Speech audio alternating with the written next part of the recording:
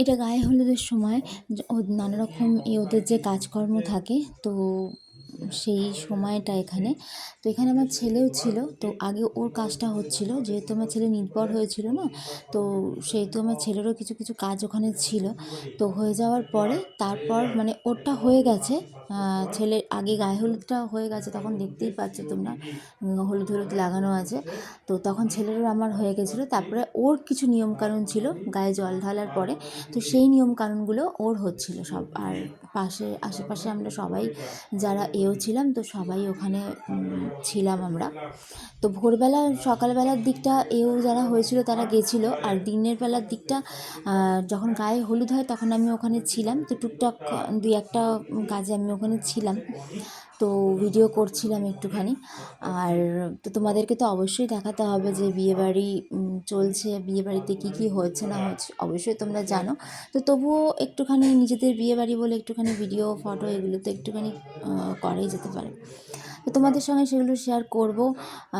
তো সেই জন্যই আমার ভিডিওটা করা।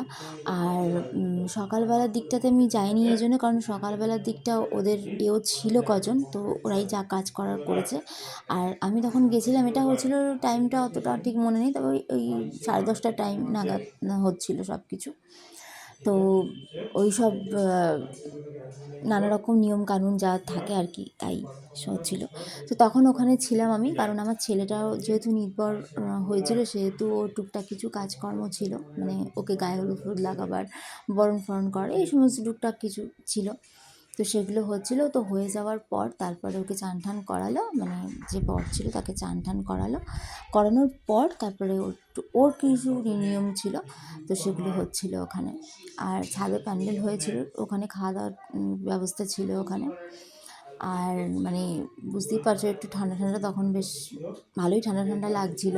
আর এই টাইমে মানে যে বর হয় তার তো মানে গায়ের মধ্যে জল ঢেলে দাঁড়িয়ে থাকা, নানা রকম নিয়মকানুন করা, সেটা করতেই হবে, সেটা কিছু করার নেই। কিন্তু একটা ঠান্ডা তো লাগেই। আর এখানে সমস্ত কিছু মানে নান্দিমুখ হয় না, তো ওখানে সমস্ত জোগাড় জান্তি হয়েছিল সাইডে, দেখতেই পাচ্ছ।